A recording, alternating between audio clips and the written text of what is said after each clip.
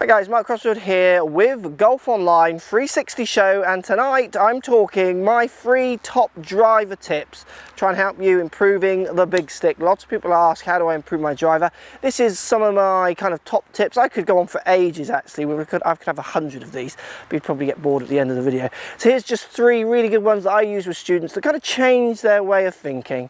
Let's get stuck in 360 show style.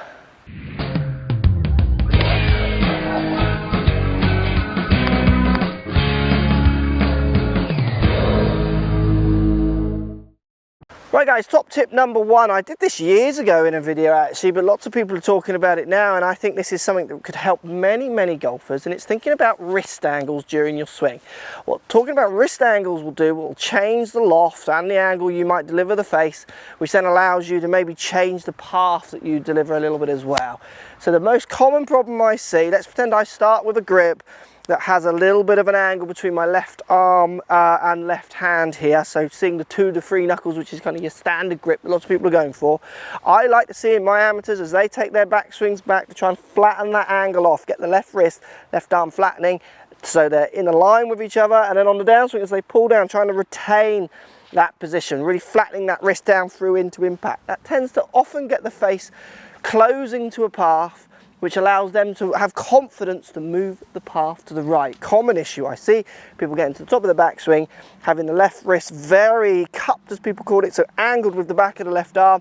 That then encourages very different club paths because they're trying to recover a face that is often open to a path.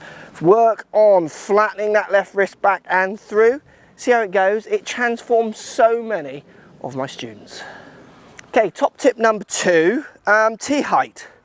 Now I will vary my tee height for different shots, longer shots and more accurate shots. So I'll tend to tee the ball a little bit lower.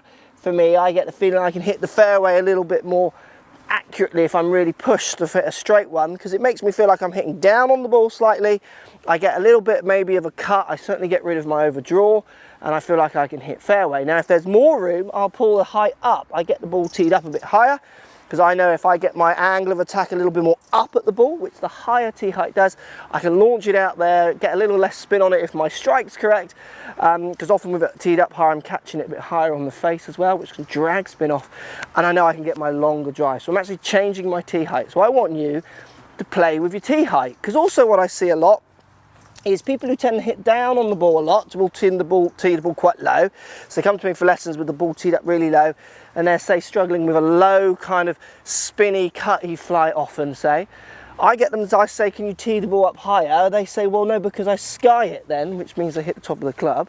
So I want you to actually practice teeing up the ball high and seeing if it makes you and encourages you to get a feeling for hitting up at the ball a little bit more. So don't tee the ball up higher if you're teed up low already, and don't change anything else. Tee it up high and see if you can feel like you're catching it on the way up. So play with your tee heights and work out some patterns of your shot shape. You might find for some students it changes their launch, but it also changes their club path a little bit.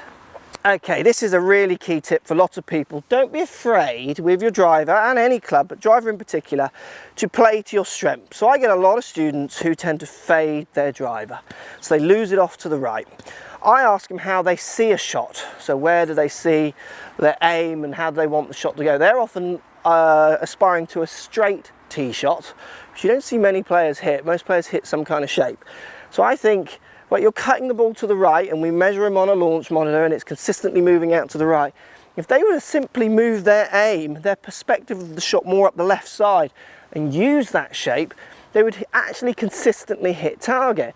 Now, if it's a shot they don't like to see, then work on some of the other tips I've given to try and change shape. But for lots of golfers, just getting them to aim up the left and actually play with their cut, so start seeing it as a cut onto the fairway rather than having this idea that you must aim at the target, transforms their driving, like totally changes it within one sentence.